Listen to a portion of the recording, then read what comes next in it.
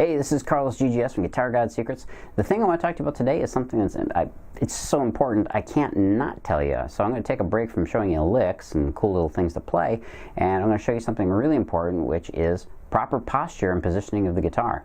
Now, I've got a stand here that I use for this Ibanez to kind of put it in a good playing position, and I haven't really tweaked it as far as height very much. The way it is right now is typically how I play, although I admit I have more angle on the neck here, which I can't get because of the adjustment, but this is typically the height that I'm going to play at.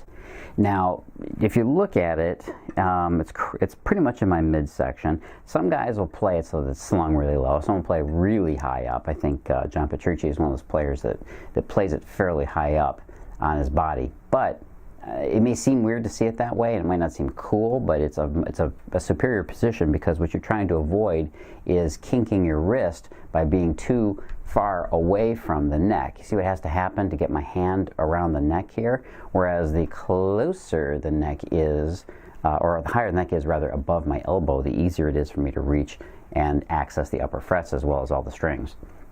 So that's one of the things you have to look at, is proper guitar height. The second thing that I really wanted to talk about was arm positioning on the guitar.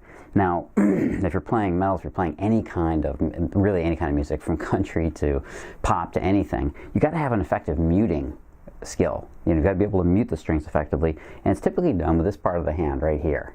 Okay? Now, I can tell you how to anchor your hand, but for the most part, you're going to have to feel that out for yourself. It's one of those things that typically comes naturally to just about everybody that plays guitar. You're just going to eventually find that sweet spot to be able to access all the strings and be able to effectively mute. And then when you have to, slide up and do two finger thing, or tapping on the neck if you need to. But typically you want to anchor it right here on the bridge and be able to mute all the strings. Higher strings a little less than the lower strings sometimes, but that's where you want to be. Now, if you look at where my arm is, it's almost a perfect right angle right here to the guitar, and that's how I know this position is really good for my playing, because it keeps it there. Too high, and now I'm suddenly up here, and my my elbow is bent a little too much. And that can be okay if I lift the shoulder, but now what am I doing? I'm kinking my shoulder. It should be very natural. Things should just kind of fall into place. That's why I typically let my arms drape when I've got the guitar strapped to me and I have the strap over my shoulder. I let my arms dangle so I can just kind of figure out where I am and where things are. Pull your hand up. You probably don't want to go too much beyond 90 degrees, but you also don't want to be down here. This can be hard as well. If you look at Slash, yeah, he plays really low. He's got that Les Paul slung way down. Jimmy Page did the same sort of thing, where when they're playing, the headstock is like right here, and they've got the guitar practically vertical.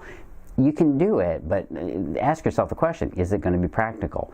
For showing and for playing in an audience or playing before an audience, yeah, by all means, ham it up a little bit, but be aware that these things can cause physical problems later on. Having your wrist here kinked at a weird angle, or even this wrist, especially your left wrist, can cause problems. If you've ever seen a guitarist on a video where he's got a scar down here, it's typically from poor positioning and poor playing habits, basically.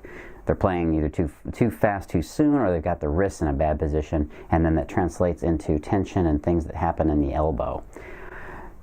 That's what you got to watch out for, are these little things that'll get you and cause you injury and cause you problems. Always be stretching the fingers and the tendons.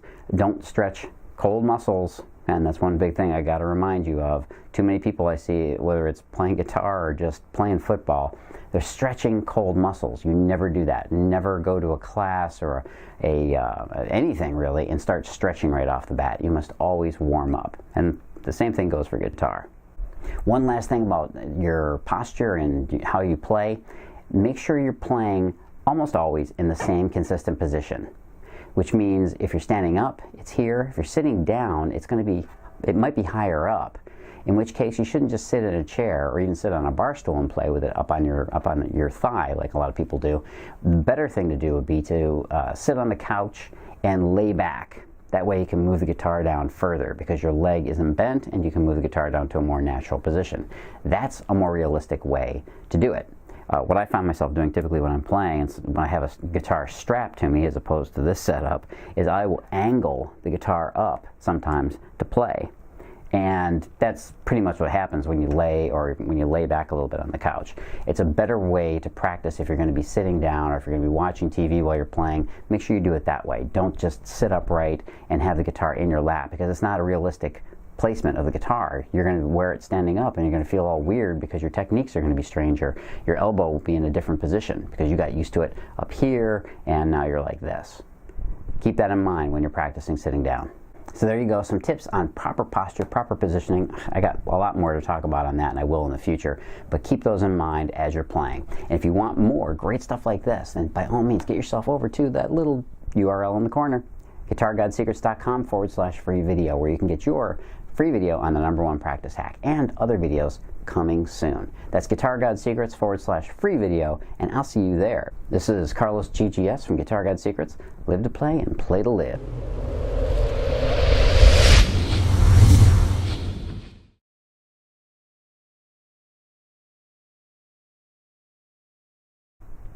If you want my body and you think I'm sexy.